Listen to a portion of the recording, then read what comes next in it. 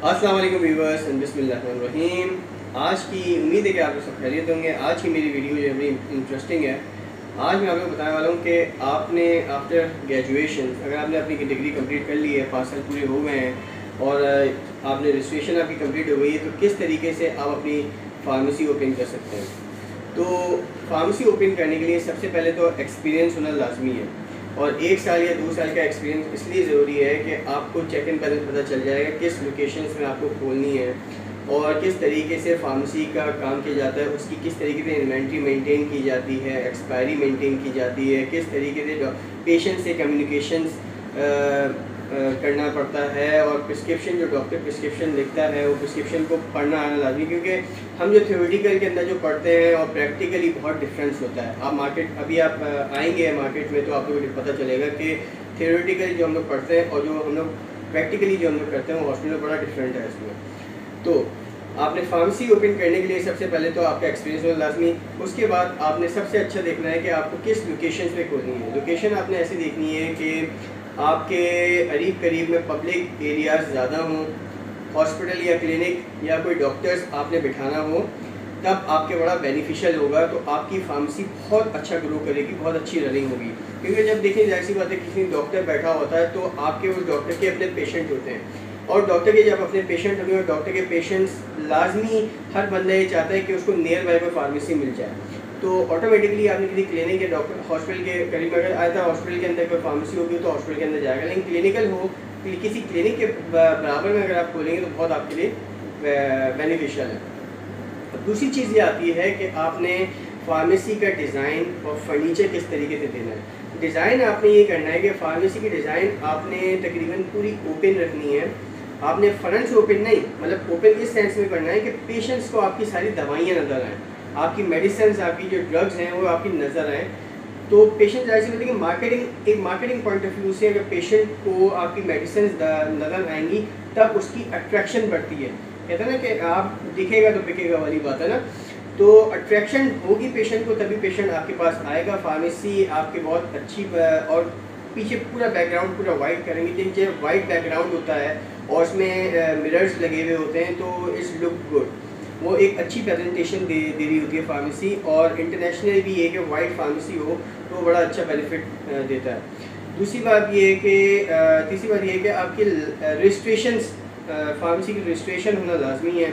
फिर जब आप फार्मेसी ओपन कर लेते हैं तो ड्रग इंस्पेक्टर्स आपके ऊपर जो हैं वो अक्सर आते हैं फार्मेसी में और वो चेक एंड बैलेंस करता है। तो रजिस्ट्रेशन होना बहुत ज़रूरी है।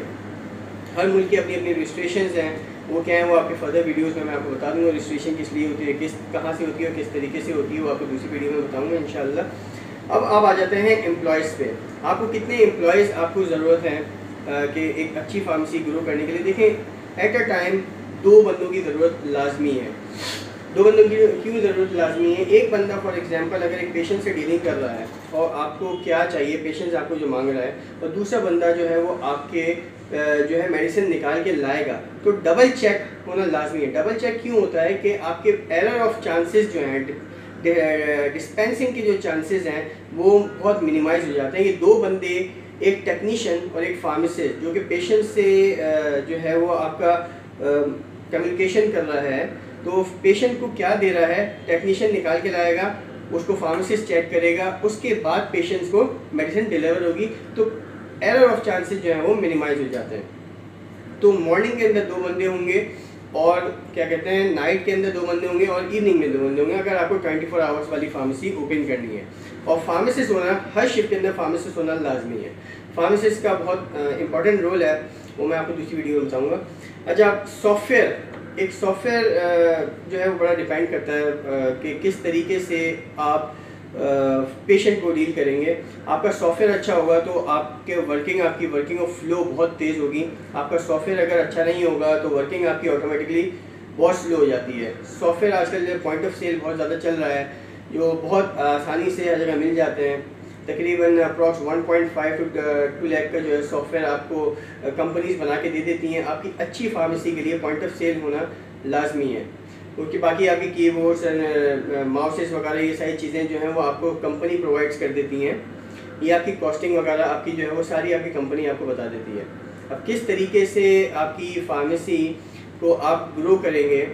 फॉर एग्ज़ाम्पल एक पेशेंट आता है और पेशेंट आने के बाद जो है वो आपको इन्वेंट्री से, उसके बाद तो आपने इन्वेंट्री मेंटेन करनी है। इन्वेंट्री आपने मेंटेन करनी है कि आपने लिस्ट ऑफ मेडिसिन पहले से तैयार करके रखनी है। A to Z मेडिसिन आपने तैयार करके रखनी है कि A to Z मेडिसिन जो है वो आपने, फॉर एग्जांपल अगर आपने हॉस्पिटल में या किसी भी टर्शियरी के हॉस्पिटल में आपने काम किया हुआ तो आपको automatically A to Z medicine का आपको पता चल जाएगा कौन सी मेडिकेशन जो है वो बहुत ज़्यादा रनिंग है, तो वही ज़्यादातर रखें। उससे ज़्यादा आपको रखने की कोई ज़रूरत नहीं है। अगर आप फर्दर अपनी तरफ से कोई मेडिसिन आप लोग रख लेंगे तो उसके एक्सपायर होने के चांसेस बहुत ज़्यादा बढ़ जाते हैं।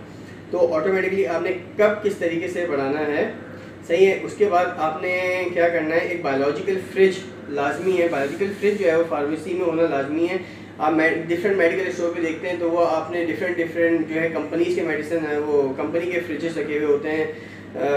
जैसे सॉफ्ट ड्रिंक के फ्रिजेस पड़े हुए होते हैं, तो वो मेडिसिन के लिए बिल्कुल भी वो नहीं है, बिल्कुल गलत होते हैं। उसमें टेम्परेचर मेंटेन नहीं होता। बायोलॉजिकल फ्रिज जो है वो टेम्परेचर जो है वो आपको 2 to 8 डिग्री सेंटीग्रेड जो है वो टेम्परेचर देता है, जो कि बेनिफिशियल होता है मेडिसिन के लिए। उसके बाद आपको एसी होना लाजमी है आपके फार्मेसी में।